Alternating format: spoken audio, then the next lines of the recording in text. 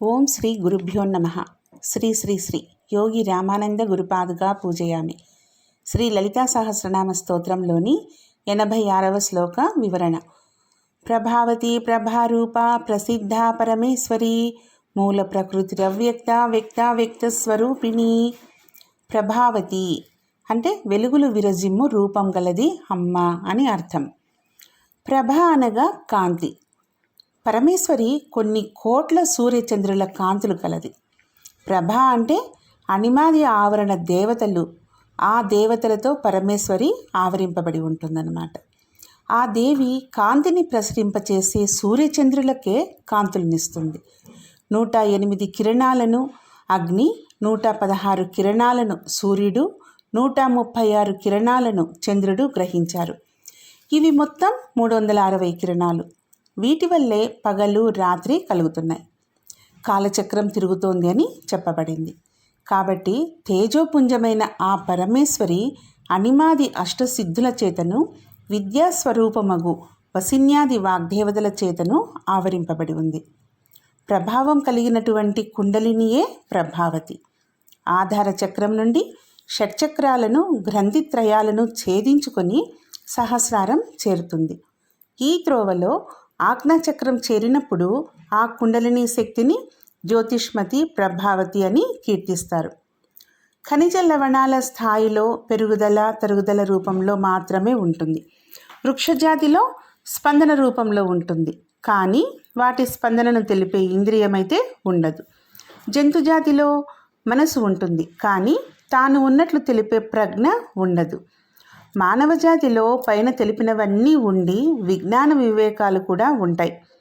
తనను తాను తెలుసుకునే ప్రజ్ఞ కూడా ఉంటుంది. ఈ ప్రజ్ఞ ద్వారా సాధకునిలో హెచ్చుతగ్గులు, స్పందన, మనసు, వీటి గురించిన అవగాహన, వాటి గురించి తెలిపే ఇంద్రియాలు మొదలగు వాటి యొక్క జ్ఞానం ఎల్లవేళలా చైతన్యంగా ప్రకాశిస్తూ ఉంటుంది. ఈ ప్రభావతి ప్రజ్ఞలే సూర్యుడి నుండి, చంద్రుడి నుండి వచ్చే కాంతులు, అగ్ని నుండి వచ్చే తేజస్సుకు కారణం. ఈ వెలుగు అందరిలో ఉంటుంది. అది సాధకుడు గుర్తించాలి. అందరిలోనూ తనలోనూ ఉన్న చైతన్యం ఒక్కటే అని గుర్తించాలి. అన్నింటిలో మేల్కొని ఉండే ప్రకాశ ప్రజ్ఞాన స్వరూపిణి అని ఈ నామానికి అర్థం. తర్వాతి నామం ప్రభారూప అంటే వెలుగుల యొక్క రూపం అని అర్థం. ఇంతకుముందు నామంలో వెలుగుల జిమ్ము రూపం అని చెప్పుకున్నాం కదా. ఈ నామంలో ఆ వెలుగు ఒక ఆకారం పొందితే ఆ ఆకారం సూచించు రూపమే అమ్మవారు అని చెప్పబడుతోంది. ఆ ప్రసరించే తేజో రూపం గురించి తెలుసుకోవడం. మనిషి తనలో ఉన్న ప్రజ్ఞ, ప్రతిభ, భావన, మెలకువ అనే స్థితి ప్రభావతి అయితే, అది గుర్తించి తెలుసుకునే ప్రజ్ఞ యొక్క ఉనికిని గురించి స్ఫురణకు ఈ ప్రభ అనే అంశం ఒక రూపంగా తెలుసుకోగలుగుతాడు. ఆమె అఖండమైన అనంత కిరణాలు విరజిమ్మే మూల తేజో రాశి. బిందువు యొక్క మధ్యస్థగా ప్రభారూపంలో ఉన్నది. మూలం యొక్క రూపాన్ని గమనిస్తే తనలోనూ విశ్వంలోనూ ఎంతో గొప్ప జ్ఞానరాశిని పరమేశ్వరి ఇమిడ్చిపెట్టి అందిస్తున్నదో తెలుస్తుందన్నమాట. దాని నుండి ఎంతో విజ్ఞానం పొందవచ్చు, అందించవచ్చు, సాధించవచ్చు. అది ఉందని తెలుసుకొని సద్వినియోగం చేసుకునేవాడే జ్ఞాని, ధన్యుడు కూడా అవుతాడు. తర్వాతి నామం ప్రసిద్ధ. ప్ర అంటే ప్రకృష్టమైన, సిద్ధ అంటే సిద్ధంగా ఉన్నది అని అర్థం. ఏ క్షణంలో అయినా, ఎక్కడైనా, ఎలా అయినా ఉండడానికి సిద్ధమై అమ్మవారు ఉంటుంది. ప్ర అంటే ప్రకృష్టమైన, సిద్ధి అంటే సందేహం లేని విధంగా ఉంది అని తెలియబడేది. ఒక విషయం కానీ, వస్తువు కానీ అక్కడ ఉన్నది అని తెలియని స్థితి నుంచి ఉంది అని తెలిసిన తర్వాత అక్కడ అది సిద్ధ స్థితిలో ఉంది అని చెప్పబడుతోంది. మనకు కనిపించకపోయినా, దాని గురించి తెలియకపోయినా అది అక్కడ లేదని కాదు, అది సాధ్య స్థితి. అది ఉందని తెలిసిన తర్వాత ప్రసిద్ధికి వచ్చింది. సాధకునిలో ఉన్న ప్రభావతి యొక్క రూపం తెలుసుకోగలిగిన నాడు ఈ నేనులో సర్వ చైతన్యం ఉంది అనేది ప్రసిద్ధి కలిగింది అయినది. ఈ నేను అనే సర్వ చైతన్య రూపంగా వ్యక్తం అవుతుందన్నమాట. తర్వాతి నామం పరమేశ్వరి. పరమునకు అధికారిణి అని అర్థం. ప్రపంచంలోనివన్నీ జనన మరణాలకు అతీతం కాదు. అన్నీ సాపేక్షకములే, కానీ జనన మరణ అతీతంగా నిరపేక్షకంగా సచ్చిదానంద చైతన్యం ఒకే ఒక్కటి ఉన్నది. దాన్ని పరము అంటారు.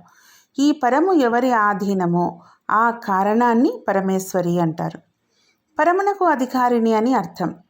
మనలో స్వచ్ఛమైన సంకల్పానికి మనమే అధికారులం, మనమే ఈశ్వరులం.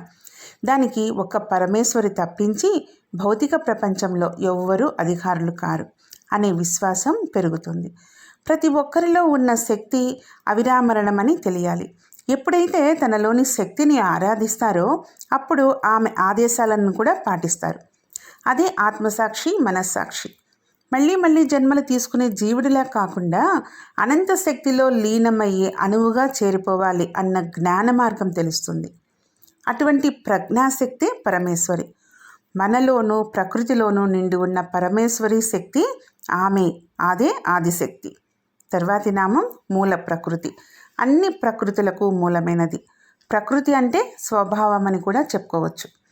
వ్యక్తిగత ప్రకృతి సమూహం బ్రహ్మాండం.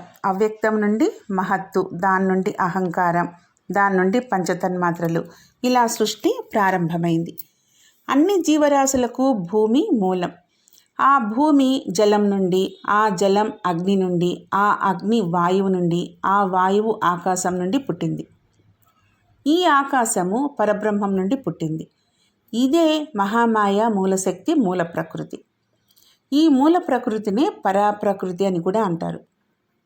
మనకు తెలియకపోయినా అర్థం కాకపోయినా ప్రపంచాన్ని నడిపించేటటువంటి మూల ప్రకృతి అనే పరమేశ్వరి అంతటా నిండి ఉంది. ప్రారంభం, వర్తమానం, లయం అనే 3 స్థాయిలలో శక్తి ఒక్కటే.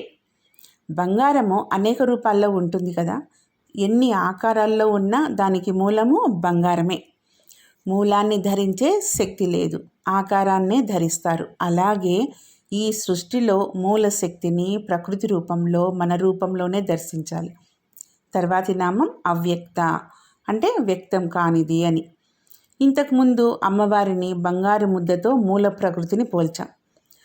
నగలుగా వ్యక్తం కాని స్థితిలో ఉన్న ఆ బంగారు ముద్దను అవ్యక్తమని అర్థం చేసుకుంటే ఏ విధమైన మార్పులు పొందక కారణ లోకంలోనే మూల ప్రకృతిగా ఉన్న అమ్మవారిని అవ్యక్త అనే నామంతో నిర్దేశించాలి.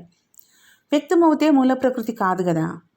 ఈ అవ్యక్త రూపానికి కాళ్ళు, చేతులు, ఒక ఆకారం అంటూ ఉండదు. ఆ రూపము స్త్రీనా పురుషుడా అని కూడా అనలేం.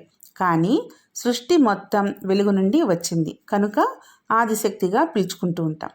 ఆ శక్తి వివిధ భాగాల నుండి ఒక్కొక్క శక్తి ఆవిర్భావం జరిగింది.